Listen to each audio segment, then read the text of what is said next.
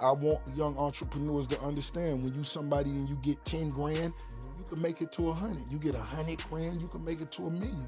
You get 100 million, you Right. could hit 1 billion, homie.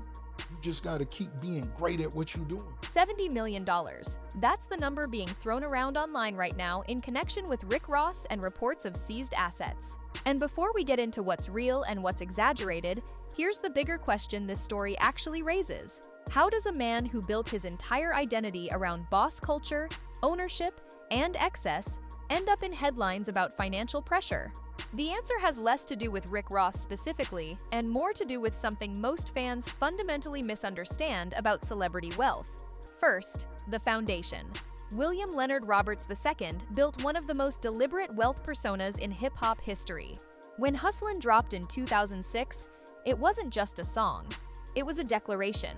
The voice, the size, the chains that looked like they had their own gravitational pull, all of it created a persona built entirely around the idea of limitless resources. Maybach Music Group became his label. Wingstop franchise ownership became part of his business story. The Fayetteville, Georgia estate, known as Promised Land, over 100 rooms, multiple pools, became a genuine landmark. For nearly 2 decades, the visual alone communicated a financial reality that fans accepted without ever asking for receipts. That's exactly why any crack in the image becomes a story. Reports of tax liens from the IRS have surfaced more than once over the years, with figures reported in the millions. A tax lien isn't the same as bankruptcy. It's the government formally stating you owe money and that they're taking steps to collect it. But when those figures get attached publicly to a man whose entire brand depends on appearing untouchable, the headlines write themselves regardless of the actual nuance underneath. That brings us to the $70 million figure specifically. Asset seizure, in legal terms, can mean a lot of different things depending on context. It can mean a court placed a temporary hold on certain assets pending a dispute. It can mean tax authorities moved against specific property to collect on unpaid obligations. It can mean a judgment was entered in a lawsuit and the winning party is actively trying to collect. What it doesn't automatically mean is that someone has been wiped out financially. But headlines spread faster than context does, and once a number like that gets attached to someone's name online, most people stop waiting for the full explanation. Here's where the conversation needs to go deeper than most coverage of this story actually goes, into how celebrity wealth is calculated in the first place, because this is where almost every fan and almost every critic gets it wrong. When people see a rapper with a mansion and a Maybach, they assume that translates directly into a pile of cash sitting somewhere, ready to be spent on demand. That's not how net worth works. Net worth is a calculation of total assets minus total liabilities. It includes the value of real estate, business equity, music catalog ownership, and other holdings. It does not represent liquid cash sitting in a bank account. A celebrity with a reported $50 million net worth might have $40 million of that tied up in property that hasn't sold, several million more locked into business equity that can't be easily converted to cash, and ongoing tax obligations actively eating into whatever liquid funds remain. None of that means the person is broke. It means the picture is dramatically more complicated than the number people see in a headline. Rick Ross's wealth structure is particularly susceptible to exactly this kind of misunderstanding, because almost everything he's built is illiquid by nature.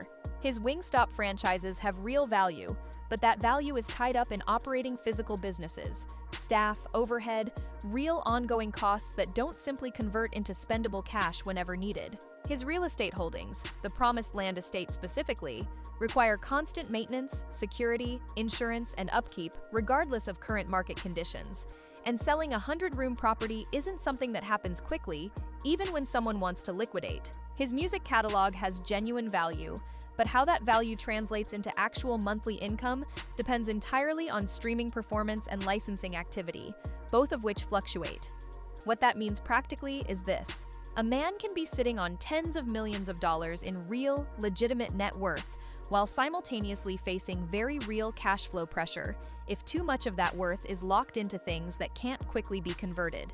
That's not a contradiction. That's how most concentrated wealth actually works, for celebrities and for traditional business owners alike. The difference is that when a regular business owner faces a temporary liquidity crunch, nobody's filming it. When Rick Ross faces one, it becomes a viral headline within hours. This is compounded by something specific to how Ross built his public identity. He didn't just become wealthy, he made wealth itself the entire message of his career. Every verse, every video, every red carpet appearance reinforced the same idea. I am the boss. I own everything I stand on. When you spend 2 decades building that singular narrative at maximum volume, there's no room left for a story about temporary financial complexity. The brand demands either total dominance or it reads as collapse. There's no comfortable middle ground for a guy like Ross to occupy publicly, even though a middle ground, genuinely wealthy but currently cash-constrained, is probably the most accurate description of where a lot of artists at his level actually sit at any given time. It's also worth understanding how the broader music economy has shifted underneath artists like Ross during his career. The era that built his peak wealth, Port of Miami, Trilla, Deeper Than Rap, generated income through record sales and touring in a way that simply doesn't exist anymore. Streaming flattened that revenue model industry-wide. Playlist-driven discovery doesn't naturally favor the maximalist luxury rap sound he built his identity on. None of that is a personal failure. It's an industry-wide shift that's affected artists across the board. But it does mean the income side of his equation looks structurally different than it did 15 years ago, even if the business ventures outside music continue generating real value. That's also where some of his more durable income likely comes from at this point. The Wingstop story, spirits and clothing partnerships, brand deals that keep him commercially relevant even during stretches when he's not dominating the charts. The exact profitability of those ventures isn't public information, which means nobody outside his actual business circle can responsibly claim to know whether the empire is thriving, struggling, or somewhere in between. What does all of this actually add up to? The honest answer is that we don't know with certainty, and anyone telling you definitively that Rick Ross is broke, or definitively that he's untouched by any of this, is working with incomplete information either way. What we can say is that the $70 million figure circulating online requires real context before being accepted at face value. The tax lien history is documented and real, but tax liens alone don't equal financial collapse. The structure of his wealth, heavily concentrated in real estate, franchise ownership, and catalog value, makes him a textbook example of someone who could be genuinely affluent on paper while facing real liquidity pressure in practice.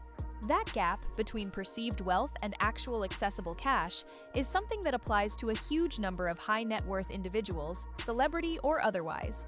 It just becomes a public spectacle when the person involved has spent 2 decades building an identity entirely around the idea that no such gap could ever exist for him. Whatever the actual current state of his finances, Rick Ross built something real. The label was real. The business ventures are real. The cultural footprint is real and lasting. Whether every dollar figure ever attached to his name over the years has been accurate is a separate question from whether the underlying empire exists. And it clearly does. What's happening right now is less a story about Rick Ross specifically going broke and more a public, very visible demonstration of how disconnected the public's understanding of net worth is from how wealth actually functions for people whose money is tied up in property, business equity, and long-term assets rather than sitting liquid in an account. Drop a comment.